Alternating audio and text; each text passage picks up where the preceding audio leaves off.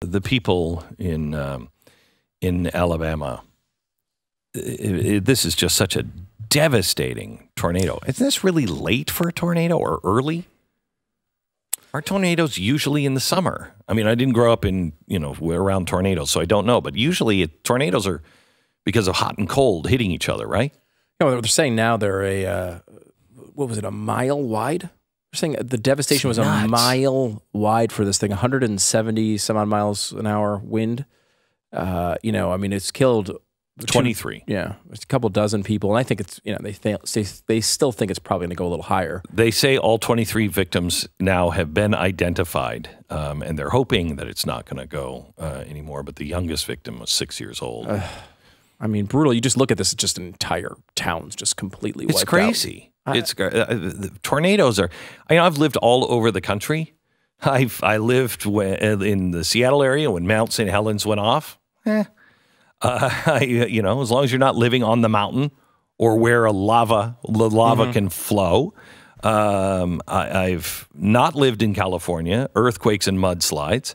I've lived through an earthquake before, scare the hell out of you. But I think tornadoes are the worst. You never know when they're coming, right? There's not, because like hurricanes are a big thing. We lived in Florida. And, hurricanes were a threat. You have time. But you at least have a warning. I mean, it can be very devastating, but at least you have a warning to get out of the way. Especially when they come at night. A tornado coming at night. I mean, you don't even have anywhere close to an opportunity to do anything about it. You just hunker down and hope and pray. And, that's all you can do. They're so scary. My kids are so afraid because the tornado sirens will go off probably once a year near our house. Sometimes they've gone off, I think, 3 times in a season, and scares the hell out of the kids. Just scares the hell out of them. Do you have a separate shelter type of situation? We have one. We have one in the house, but it's not it's not like a bomb shelter. But we can go underneath the house, which is where you're supposed to go. But it's terrifying. It's terrifying. People who have built shelters, because I looked into a shelter and I was like, we'll build one right outside the house. They said, don't build it outside of the house.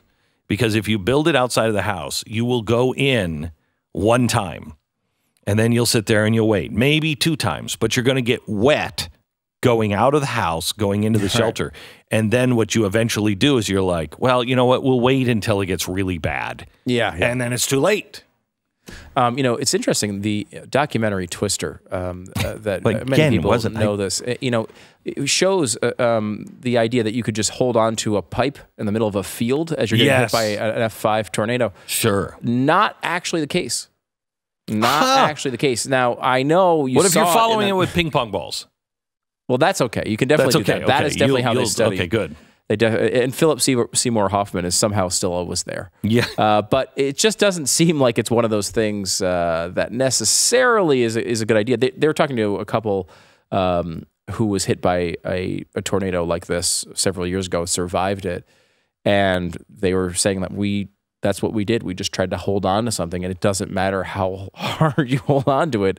It just takes you and throws you across. And they actually were thrown in the air and survived it, which is incredible. I mean, when you think about it, you think of that. I mean, that's the thing about tornadoes that are so difficult. We had those tornadoes a couple of years ago that were really devastating that we talked about. And for those out there chanting global warming at their radios, there is no trend. In fact, there's a slight decrease in the trend in the amount of tornadoes that are hitting our country over the past 100 years. So that's a BS talking point in case you happen to be interested in that. But you look at a town that is completely devastated and dozens of people die, and then they show drone footage, they zoom out, and the streets right next door are completely fine. Oh, it's crazy. It is insane how localized it can be. Yeah. And honestly, the number one defense against tornadoes is statistics, because it's unlikely you're going to get hit by one. But if unless you live in Moore, Oklahoma. But even if you live in Moore, Oklahoma, I mean, your chances are low that you're going to get hit. But it seems to always get hit. Why? It's a little teeny town. Yeah. Why? It always forms over Moore, Oklahoma. When I went to see Moore when it was really devastated the last time, we went out, and did you go with me, Stu? No, I did not. So I went out, and we drove all night to get there to get supplies and water and everything else. And we got there, and on one side of the street, complete and total devastation. Nothing was left. And my grandfather used to talk. He grew up in Iowa, I think, and he said tornadoes used to come through, and he said the winds were so strong that they would drive straw and drive them into the telephone poles, and sides of barns would have straw sticking out of it. And I found that so hard to believe and understand growing up. And when I went to Moore, it had taken the house across the street and made it into a pulp and sprayed right across the street, sprayed this whole side of this movie theater with this pulp that was somebody's life just a few minutes before. And everything on that side of the street was fine, except it was covered in this 2 inches of pulp that was a house. I mean, it's incredible to see the power of these things.